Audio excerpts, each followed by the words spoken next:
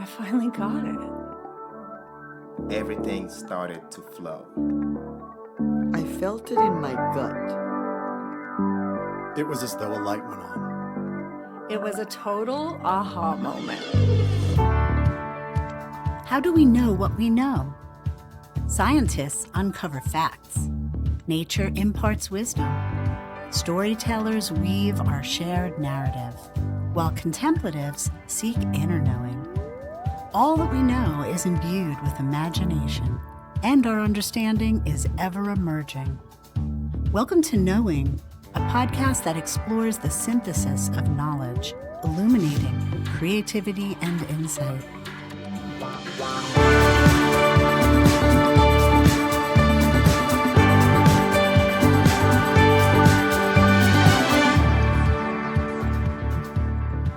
Hello, friends. I'm Wendy Tremaine, and I'm here on the show with my co-host, Rob Stroop. Hi, Wendy. Hi, Rob. Rob, it feels like a right moment to take note of something that's actually happening and true, which is there are people in our country doing good for goodness sake, through lifelong careers in politics, believe it or not, who at the end of their career are reporting how joyful it's been. I have proof of this. You do. This show features one such person, Charles Tampio, whose long career has been focused on creating citizens through projects that foster an informed electorate. Let's take a minute to reflect on why an informed electorate is important. Here's our friend John Masterson with a summary. An informed electorate is essential in a democracy because it empowers citizens to make knowledgeable choices about their leaders and policies, shaping governance and protecting democratic values. When voters understand issues and candidates and the consequences of policies, they can hold leaders accountable and advocate for the public good, ensuring that government actions reflect the will of the people. Without an informed electorate, democracy weakens. Uninformed voters are more susceptible to manipulation, misinformation, and propaganda, which can lead to poor policy choices, corruption, and even authoritarianism. Ultimately, a lack of informed voters undermines the foundations of democratic society, leading to decisions that may not serve the broader public interest or protect individual rights. So we don't just get an informed electorate. We have to create a context in which one is possible. And this means the setting up and running of programs and institutions that foster an informed electorate. Mm-hmm. So, I think we know many people today don't get involved in politics because they think that civic engagement is like depleting, fighting, partisan. But our guest today is not depleted. He's at the end of a long career and he's energized. So we have Chuck on the show as evidence. Civic engagement can be joyful, fulfilling, fun, and leave us retired with a belly full of achievements and memories, surrounded by people who also spent their lives doing good for goodness sake. This kind and inspiring man provides an example of what democracy can look like if we're engaged. His work reveals a part of a recipe for an informed electorate. But before we listen to Chuck, let's review the parts of our government and law that are central to creating and protecting an informed electorate. We've got the First Amendment, freedom of speech, press, assembly, and this allows for open discussion, dissent, and the flow of information. We have voting rights legislation. Laws like the Voting Rights Act of 1965 protect the electorate's access to voting, especially marginalized groups. We have the Library of Congress and the National Archives. These are repositories of government documents. They make information accessible to the public. Citizens need to access these documents if they're to stay informed about their government's actions and history. And to ensure that they get that access, we have the Freedom of Information Act. That grants the public the right to access federal government records, which empowers journalists and citizens to gather information on government operations for better accountability. And then we have the FCC, the Federal Communications Commission. So this regulates interstate and international communications, so broadcast, cable, the internet. and it's to ensure that information is accessible and unbiased. So, a note I want to put in here is that we used to have the fairness doctrine, which is what held journalists to the promise of fair and unbiased reporting. And this was abolished under Reagan. So, that is no longer in place. I'm not sure that Thomas Jefferson would agree with Reagan on this particular issue. He had an opinion regarding the press. He said, "Were it left to me to decide whether we should have a government without newspapers or newspapers without a government, I should not hesitate a moment to prefer the latter." Yeah, I agree with him wholeheartedly. Yes. Returning to our recipe of how we get an informed electorate, the Department of Education is front and center. Let's hear a clip from John on that. The U.S. Department of Education was created to centralize and improve federal involvement in education, ensuring equal access and quality across the country. Initially, a small federal education office was established in 1867, just to collect data on schools. Over the years, as education became increasingly important to economic and social issues, federal involvement grew, with landmark laws like the Elementary and Secondary Education Act of 1965 boosting federal funding, especially for low-income areas. By the late 1970s, amid concerns about educational standards and equity, President Jimmy Carter advocated for a cabinet-level department focused on education. In 1979, Congress passed the Department of Education Organizing Act, and the department officially opened in 1980, consolidating federal education programs and focusing on ensuring equal access to education and supporting state and local educational agencies. Thomas Jefferson also weighed in on an informed electorate. He said, "If a nation expects to be ignorant and free, it expects what never was and never will be." Oh, boy. I like that one. You know, he also said, "The tax which will be paid for education is not more than the 1,000th part of what will be paid to kings, priests, and nobles who will rise up amongst us if we leave the people in ignorance." Amen. So Rob's interview with Chuck Tampio on today's show focuses on the Department of Education. Chuck was foundational in setting up the Department of Education and was vice president of Close Up Foundation, a nonpartisan curriculum since 1971 that provides trips that bring students and their teachers to Washington, D.C. to interact with the people, the places, and institutions that shape our government, our nation. And this gives these students an opportunity to discover how each voice can make an impact on democracy. More than 1 million students and educators have participated in Close Up. Wow. Chuck was also C-SPAN's first anchor back in 1987. C-SPAN is a public service created by the American cable television industry to provide live gavel-to-gavel proceedings of the U.S. House of Representatives and the Senate, and other forums where public policy is discussed, debated, and decided, all without editing, commentary, or analysis. C-SPAN was also meant to provide elected and appointed officials and others who would influence public policy a direct conduit to the audience without filtering or otherwise distorting their points of view. Chuck also headed up Earth Force, an organization that fosters civic engagement in young people by giving them active roles in issues surrounding climate change. The need for an informed electorate and the drive to develop projects and institutions to foster an informed electorate exists to stabilize this grand experiment we are all in together called American democracy, which began as a revolution. So before we hear Rob's interview with Chuck, our buddy John is coming back again to read us a small clip from the Declaration of Independence to anchor that this all began with a revolution. All right. Wendy, are you ready to become a better citizen? Yes. Excellent. Let's do this. The pilgrims sailed the sea to find a place to call their own. In their ship Mayflower, they hoped to find a better home. They finally knocked on Plymouth Rock, and someone said, "We're there." It may not look like home, but at this point I don't care. When in the course of human events it becomes necessary for one people to dissolve the political bands which have connected them with another and to assume among the powers of the earth the separate and equal station to which the laws of nature and of nature's God entitle them, a decent respect to the opinions of humankind requires that they should declare the causes which impelled them to the separation. We hold these truths to be self-evident, that all human beings are created equal, that they are endowed by their Creator with certain unalienable rights, that among these are life, liberty, and the pursuit of happiness. They knew the time had come for them to take command. It's very clear you're being unfair, King. No matter what you say, we won't obey. Gonna hold a revolution now, King, and we're gonna run it all away with no more king. We're gonna elect a president. Chuck Tampio, thank you so much for being on the Knowing Podcast. My pleasure. Chuck, how does one go from the son of a farmer in Troy, New York, to starting a political organization in Washington, D.C.? Well, it was a long, circuitous route, actually.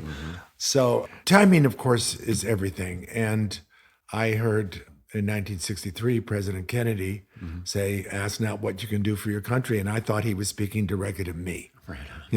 So I felt like I had a personal invitation from the President of the United States to join the Peace Corps, which I did. And that changed my life completely.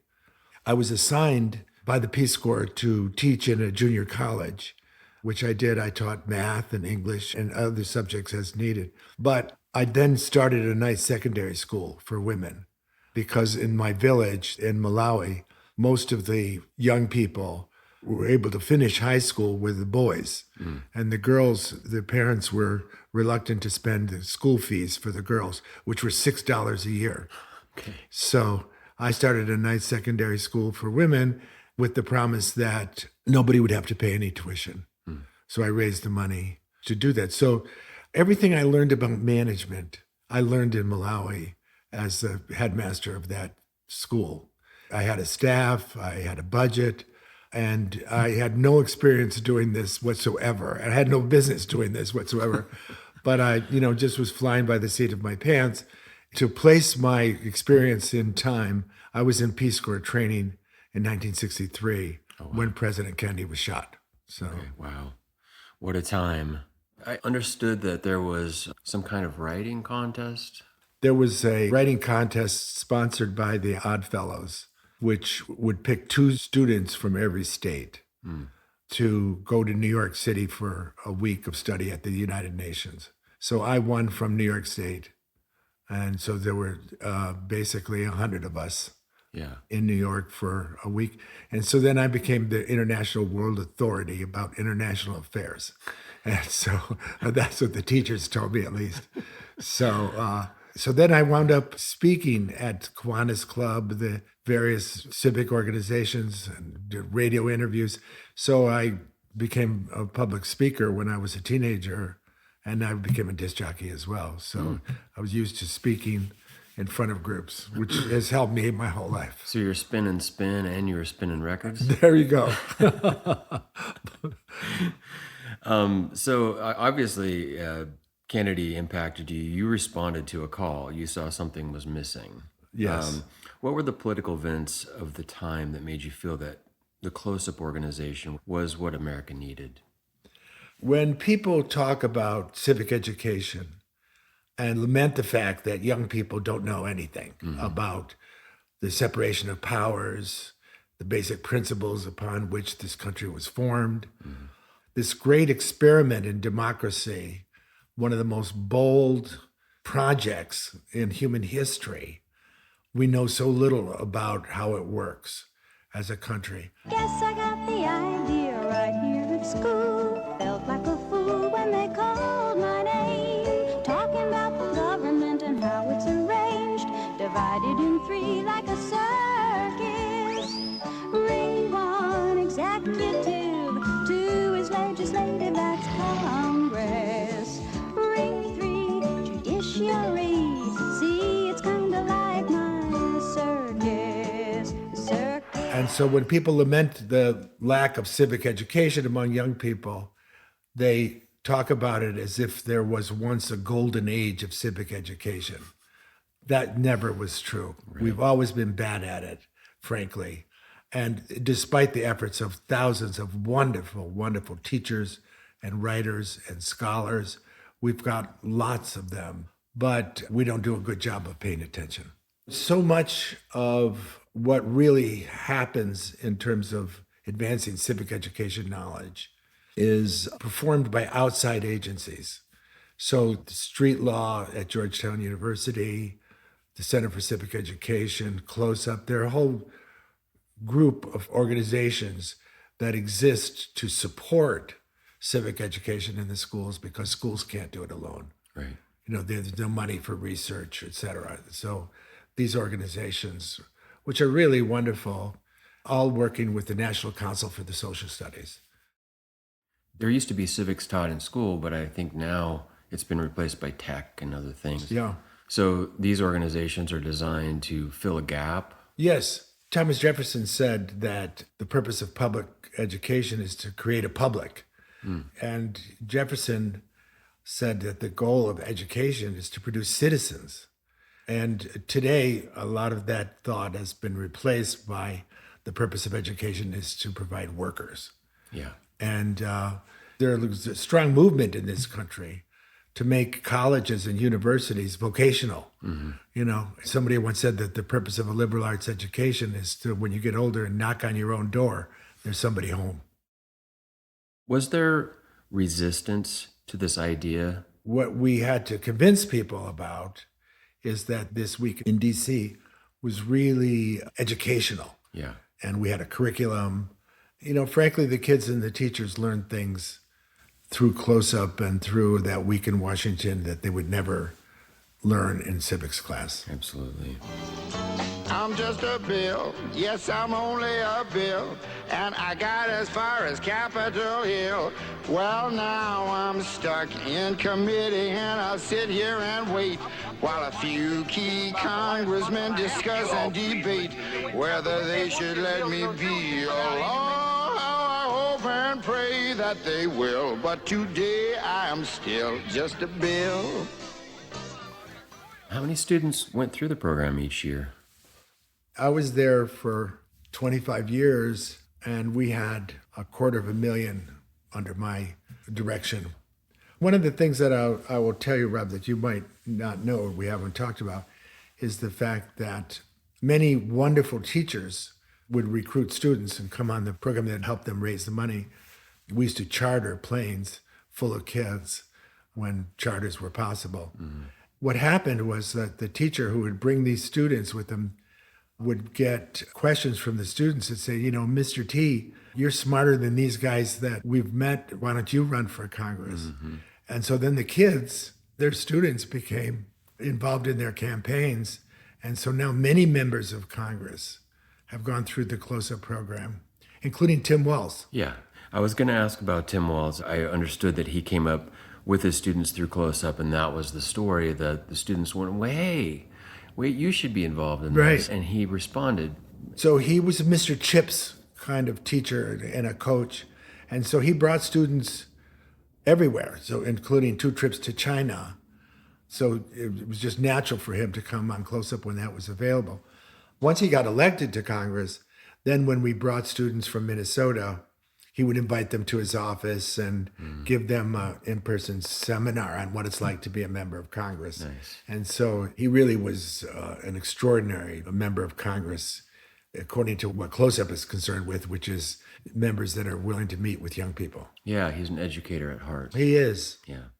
So you mentioned briefly funding, and I think that that's kind of an important element of Close Up. How did that work?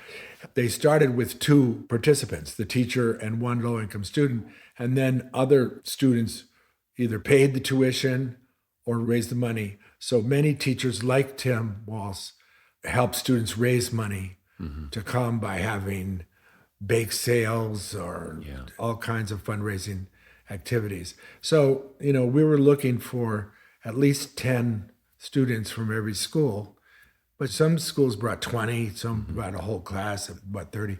And that really worked well because that became a nucleus of young people who created a new kind of community based upon their learning about democracy when they got back to their own high school.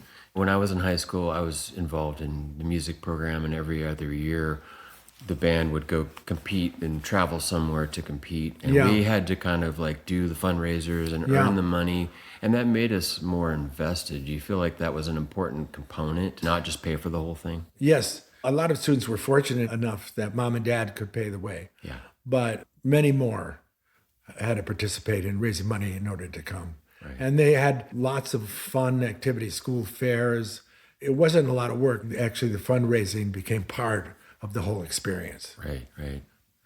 We can talk about civic engagement more broadly, but what specifically do you think was really important for them to grasp? The first group of students I brought to DC were from Rhode Island. And just before we went to Washington together, there was articles in the paper about this gas from aerosol cans, Freon, and that was putting a hole in the ozone layer. So the students became alarmed at what the ultimate consequences of that would be.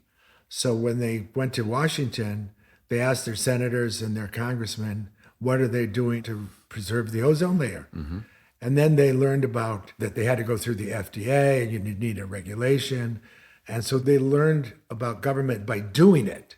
So not just watching, but to actually take part. Yeah. And that is really an essential belief of mine, that is really the best way to conduct civic education, to actually make it project-based, where students have to do something to just change the way the country is run in some way. And when teachers did that with the students, they actually met with congressmen, they met with regulatory people, and they worked on changing the law. And by doing that, they learned so much more than just about reading about government in a textbook. We the people, in order to form a more perfect union, establish justice, ensure domestic tranquility, provide for the common defense, promote the general welfare at hand. And I believe that approach works for all the disciplines by getting beyond the textbook to actual engagement in changing the country, introducing legislation that helps the poor, the homeless. And students have done that. And I think that has served them well their whole lives. And in fact, a significant number became members of Congress. I am certain that there are a lot of school board members, city council members, local representatives that all cut their teeth on government through taking part in the close-up program. Amazing. Is there an exemplary story of a student that went through the program whose life just really took an interesting turn as a result? Over the years, when I've spent time in Washington, I engaged in a number of speaking programs. People would come up to me afterwards and said, "Oh, you'd worked at Close-Up?" And they said, "Yeah, Close-Up changed my life." And so I got lots and lots of feedback over the years. So when we brought students from Rhode Island, we would try to arrange a seminar with Senator Pell, the local senator, who happened to be a big supporter of the program. So when these members of Congress spoke to our kids, I would often introduce them. So I've introduced thousands of speakers over the years. And I still do it actually here in Tucson for the arts instead of civic. So you've known all of these politicians. What makes a good one? If they're open to meeting with young people, if they help to inspire young people, if they are willing to address young people. We were lucky over the years that people like Hubert Humphrey, Bob Dole, Tip O'Neill, they were all wonderful with young people.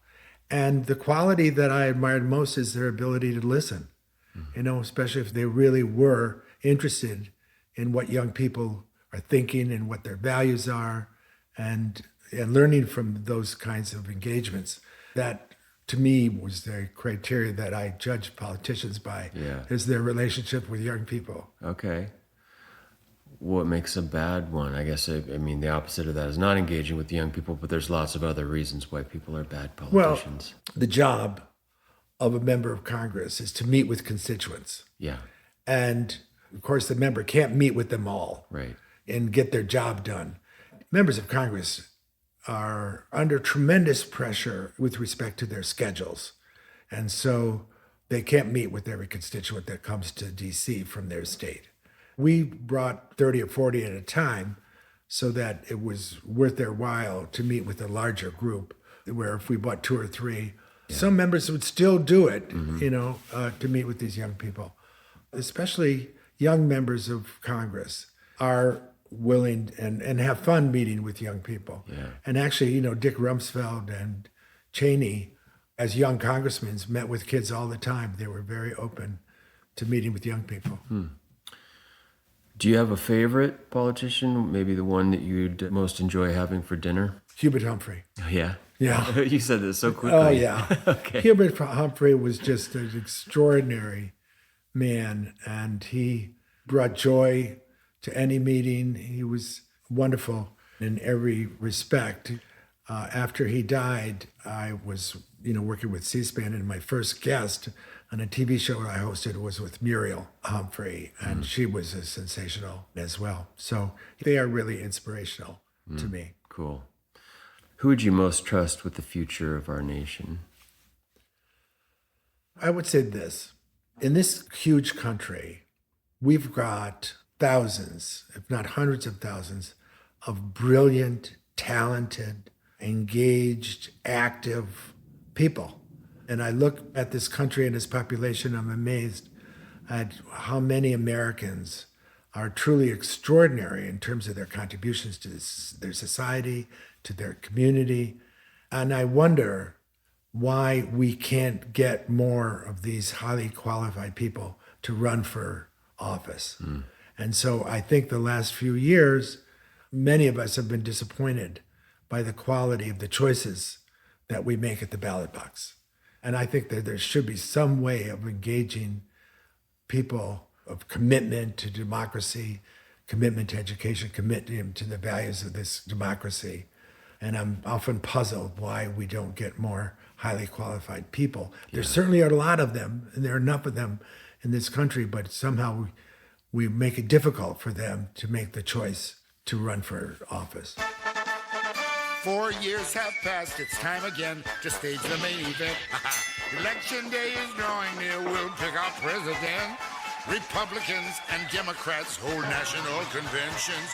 They build their party platforms to broadcast their intentions. The candidates they nominate will surely have potential. They'll have to campaign long and hard to prove they're presidential. It seems like entrenched power, everybody talks about the gerontocracy. People get in power, stay in power. Right. The fresh blood doesn't get in. Right. Et cetera. So maybe it's more of the pork barreling or the whatever that keeps the fresh ideas from getting traction.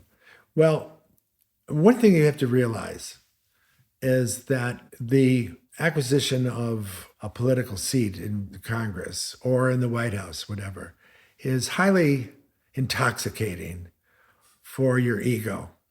And so people hang on every word you make. They can't wait to help you. They give you money. You got a private car. You got, Secret Service. But, there's many, many amenities. And people pay attention to what you say. For example, the accoutrements of power are so compelling for your ego. Yeah. And so you don't give that up very easily. So you stick around until you've passed your prime. This is not a new phenomenon. Before World War II even, members of Congress, especially from the South, would stay until their last breath. Until they keeled over. Yeah. Yeah. And maybe it's just because we're living longer, but the average age has been climbing up numerically. Yeah, I think we have the oldest Congress in history right now. Yeah. What do you see as the relationship between power and altruism? Well, the famous statement is absolute power corrupts absolutely. Power gives you the ability to take advantage of your situation for personal gain. That's really the problem with power, is that it is very, very exciting to be on the receiving end of that equation. And if you have power, you can use it to feather your own nest, or you can use it to support your community and your country. Yeah. So it's got both sides. So it's been very disappointing, the number of members of Congress and leaders in general have used their positions to advance their personal situation, their personal lives, rather than help the community. Yeah, it's kind of a catch-22 because you have to obtain some of that power to effectively do the altruism, but once you have that power, then you're tempted to not. Well, the grift is very easy. Yeah, okay? Right. So if you wanted to get in there and benefit yourself and your family, you can do it. And that we don't have enough breaks to make that more difficult to do. It's unfortunately, it's too easy to do. But despite that, there are people who rise above those petty personal concerns to act in accordance with the values of the community and the values of the United States. So those people inspire me, and there are not enough of them, but there are some, and they are people to watch and to respect and to vote for. Yeah. Close-Up began in 1971, and from my perspective, and I could be wrong, but a seemingly more moderate climate, maybe less polarized than we're living in today. How do you feel about Close-Up in our time versus 1971 time? Well, it's very different. We used to have tremendous support from Hubert Humphrey and Robert Dole at the same time, because the values that we were trying to express at Close-Up were universal values that didn't have any political stripe. Right. So we really enjoyed benefits from both sides of the aisle. And we could, invite them to speak together from time to time. And they would, and they were very congenial towards one another. Today, it's just, as you know, it's a completely different story with the kind of animosity that has reached new levels. So I tell people that when I moved to Washington, I was thrilled to get a job offer in Washington. And I was equally thrilled to leave, because the situation had gotten so toxic. Does that antagonism that you're talking about, does that get directed at Close-Up? Are people actually mad that you're trying to take kids and teach them about government? No, there's still young people are exempt from the vitriol that, pollutes so much of the political environment. So I think that Close-Up is still supported by people from both sides of the aisle for their own reasons, and some really take advantage of it. For example, Newt Gingrich always spoke to Close-Up young people when he was in office, because he saw that this was good for him to find out where young people were at, where they're coming from, and he could try out ideas in a low-risk environment. That was true of a number of our speakers. They used these sessions to practice their own oratory. Yeah. It almost feels like certain segments, they're taking aim at education more directly, taking aim at knowing things. If you look at Project 2025, the elimination of the Department of Education is in that plan. So how do we go from here? Yeah. Well, a lot of it depends on this election.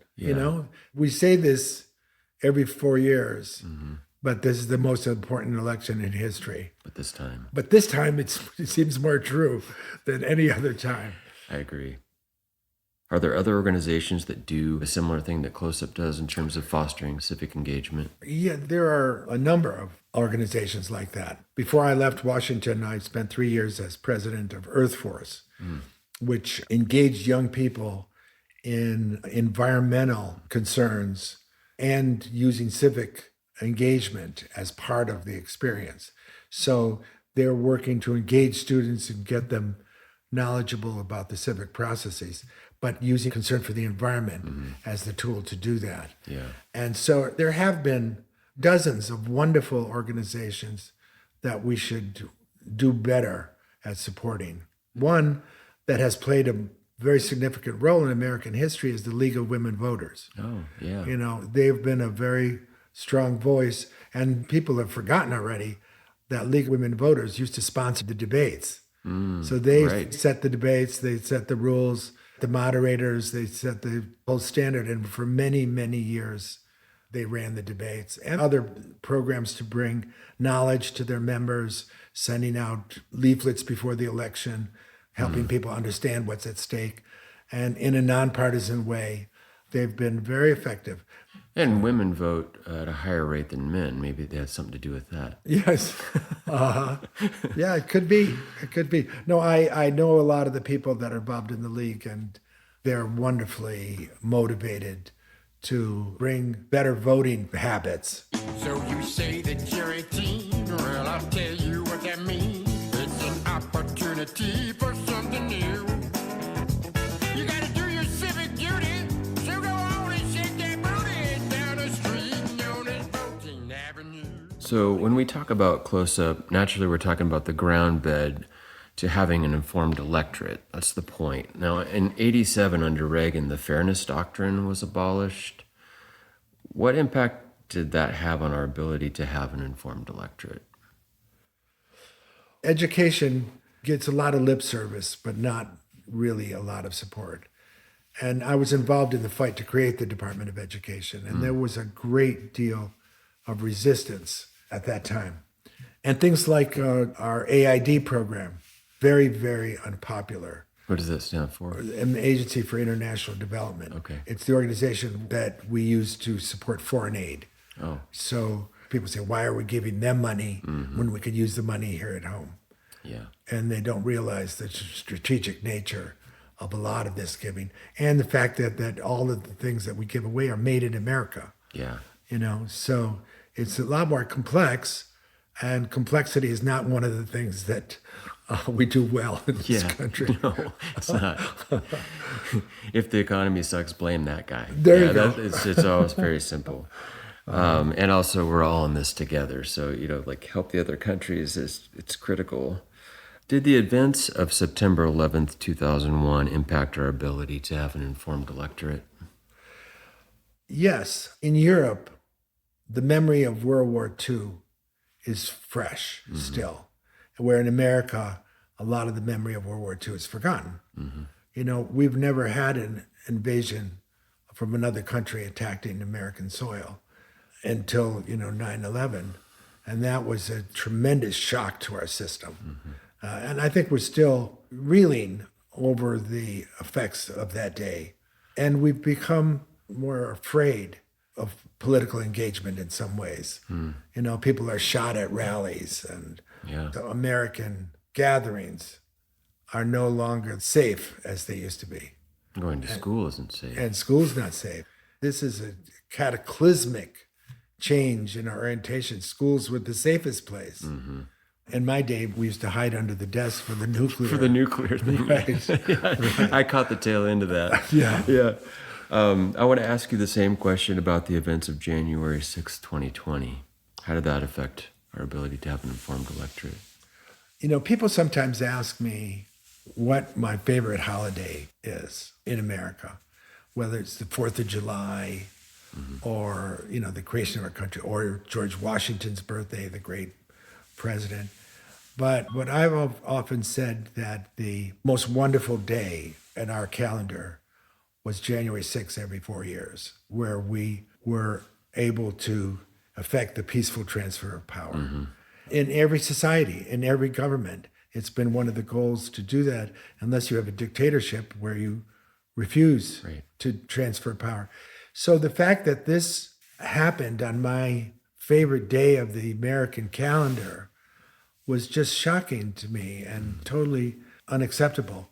And all through history have tried to do this. We created a system in the United States that served us well for over 200 years. 250 years. Yeah. So we were one of the few that got it right ever since George Washington resigned.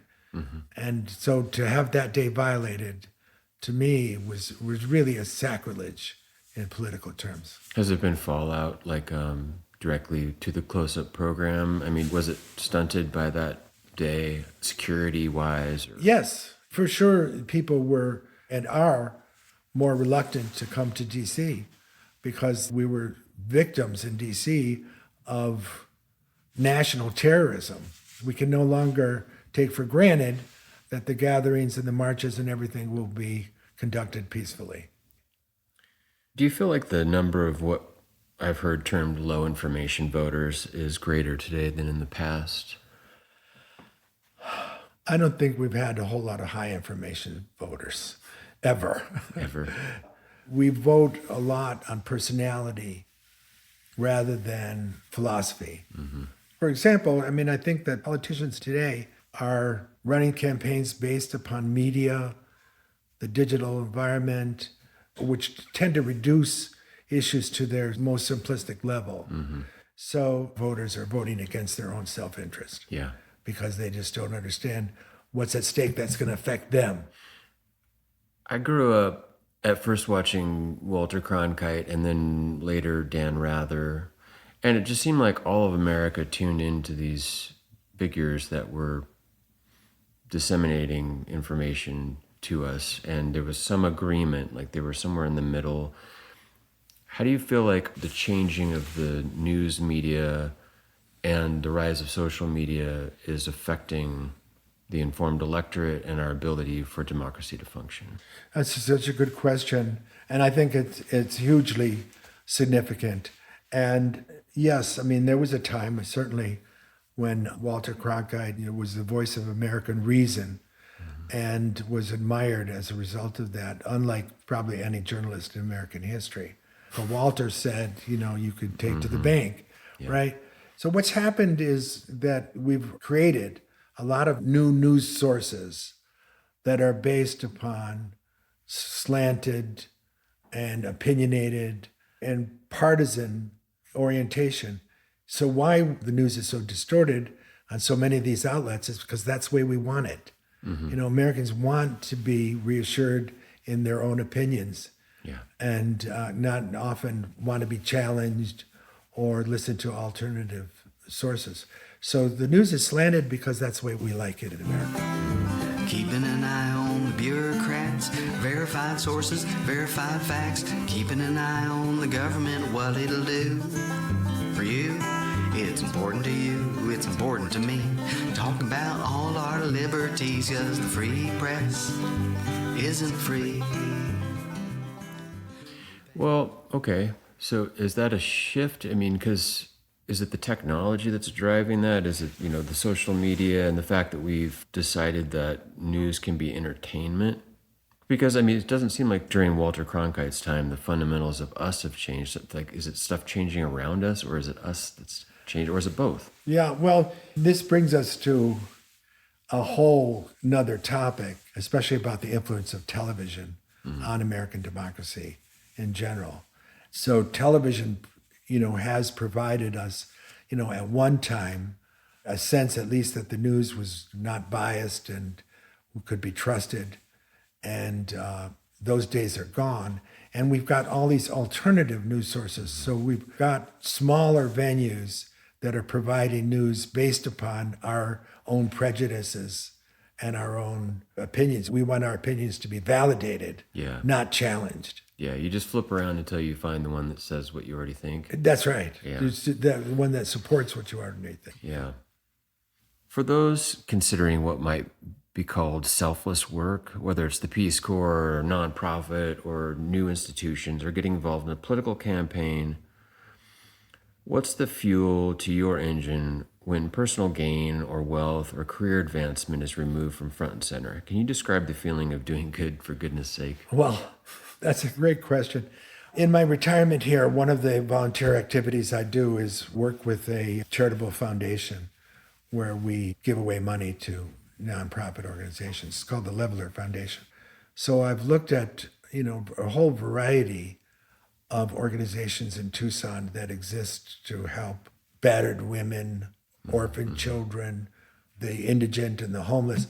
And I am so impressed by the number of hardworking people work in these organizations often for very low pay to help with urgent community needs.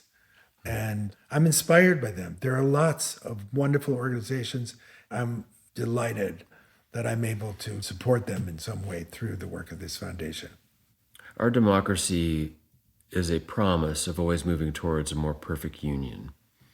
In that process, we've made compromises to ensure our path towards that goal. These compromises include the 3/5 rule, the Electoral College, the filibuster, and even the Senate itself as a non-representational body as compared to the House. Each compromise has been an attempt to hold the value of the Constitution under conditions of change. What can future generations do to transcend these obstacles and move the arc of history towards justice, as MLK put it? Yes. Well, that's such an important question. And there are a lot of obstacles to living under a democracy. I mean, we're the only industrialized country that doesn't have majority rule. So, whoever gets the most votes wins. Yeah. Hillary would have been president had that been a value and others in our structures. So we have these lots of artificial structures that are arcane. They were built for a different time. They're no longer relevant. They're certainly anti-democratic in some ways, even though they're supported by the Constitution.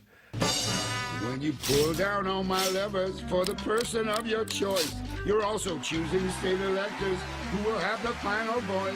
They're called the Electoral College, and they'll meet to stipulate who the voters have selected to be the winner in each state. But the problem is that certain constituencies are preferenced by these arcane rules. That was the point. Yeah, and that's right.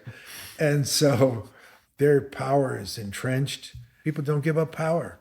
I think it's one of the great challenges of this country, and I'm not very optimistic that we have the wherewithal and significant enough support to change it in any way that's significant.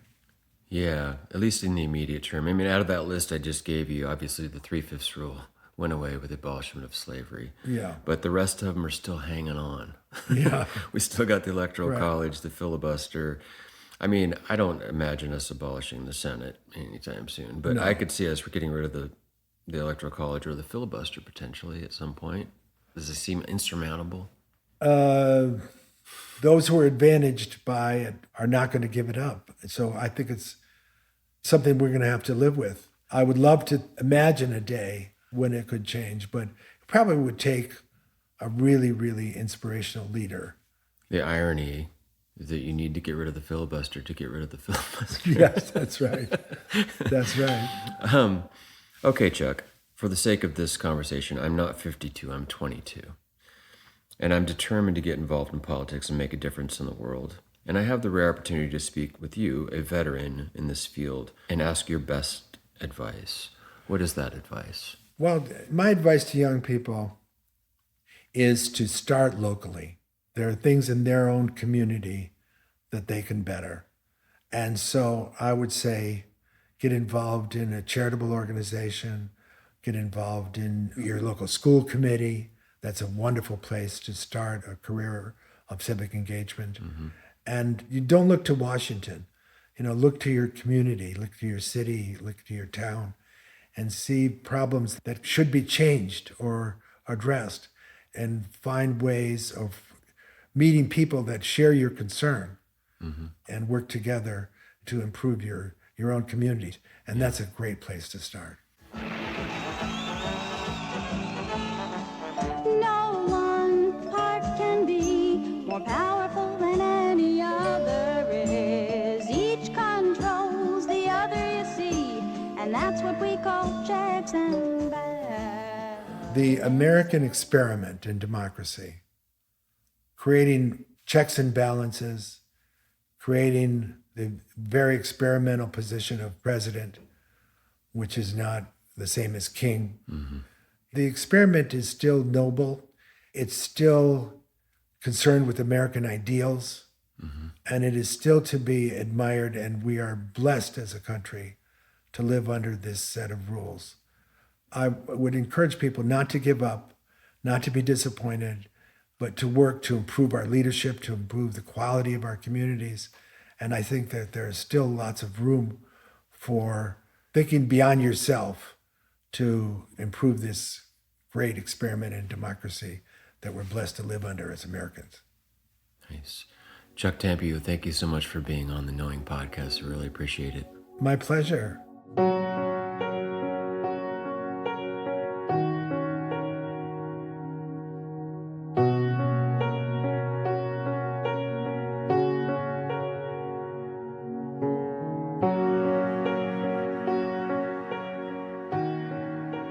wonderful interview, Rob. Thank you, Wendy. Yeah. Wow. So let me get my head around this. Okay. Chuck is like the living expert several times over by simply writing a paper that wins, and now he's at the UN.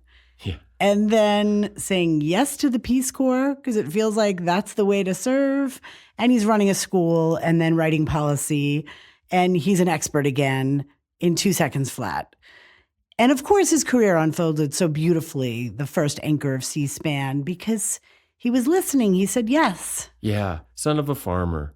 At each step, the writing contest that led to the involvement with the UN, the Peace Corps, became a teacher, started creating new institutions, and then being involved in the actual creation of the Department of Education. Damn. I know.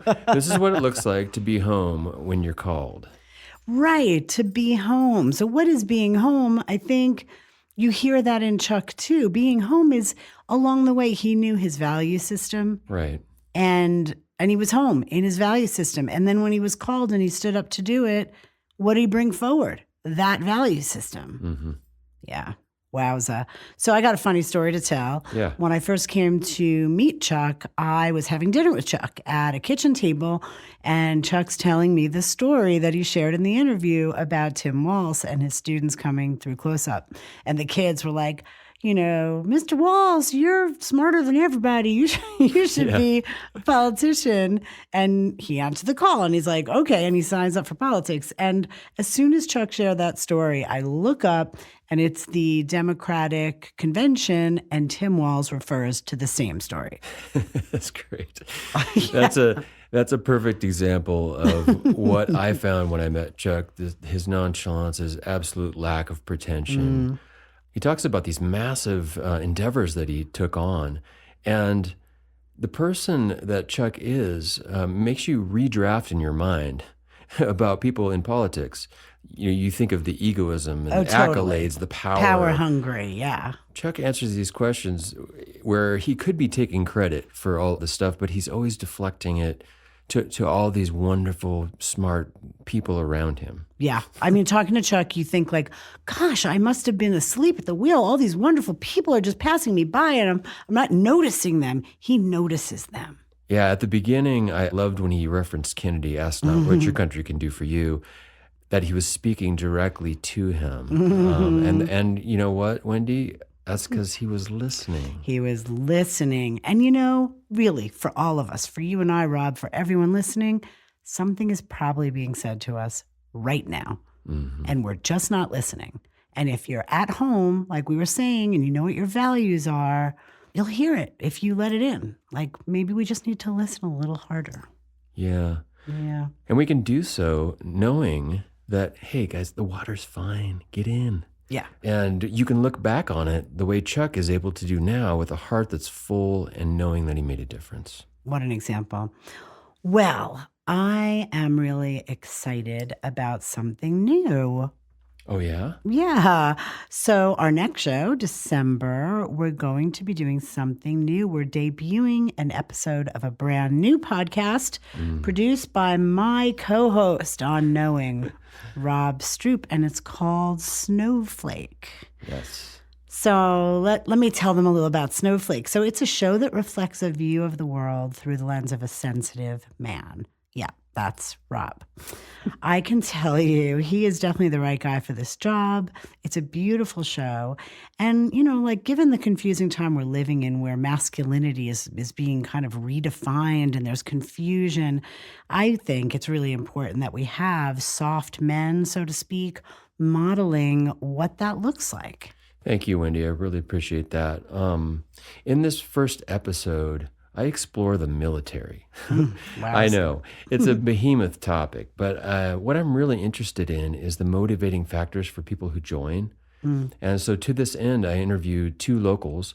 One, a young man, Buddy Jones, who's just about to ship off to basic training, who also happens to be a very creative, sensitive, and expressive guy. So I really wanted to chat with him about how is this going to work? And then I speak to Sylvia, who's a veteran of the Navy and spent 10 years in the Department of Justice in intelligence. So not only is that a fascinating angle, but she also really gives us a taste of the challenges of being a woman in the armed forces. Yeah. Well, it's a great show. I love the intro music. I love everything about it.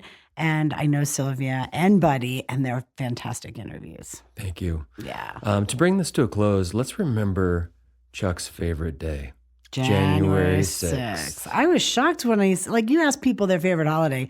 No one ever said that before. Well, it's not technically a holiday, but it's a significant day. And his commentary on the peaceful transfer of power is palpable in this era that we're living in right now. Yeah, which is kind of not surprising, actually, that it's his favorite day, given that his whole life has been spent developing and bolstering institutions that enable us to have an informed electorate. I mean, the sentiment he left me with is, as long as we have elections, let's invest in each other, every single other you share this country with, so that we're all really, really smart. And then no one has to worry so much before an election, but we can be curious about outcome. And maybe we could be more confident that whichever outcome it is, it'll work out okay. But we won't need another revolution. From your lips to God's ears, Wendy. Folks, thank you so much for listening to the Knowing Podcast, and have fun out there. Brought freedom to you and me and the USA. God bless America. Let freedom ring. A special thanks to John Masterson for his reading contributions on the show. And thanks to the work of Justice Joseph Story, whose decision in 1841 gave us the fair use doctrine, allowing our listeners to hear the Schoolhouse Rock clips, adding to the educational nature of this episode. And a sincere thanks to Disney for preserving the Schoolhouse Rock archive. We are always delighted to receive feedback from our listeners.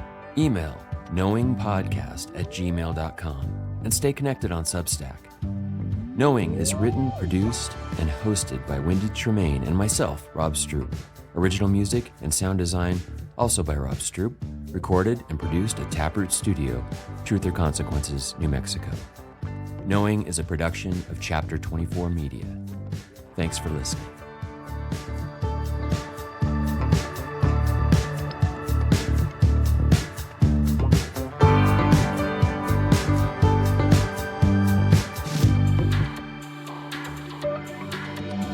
Wow.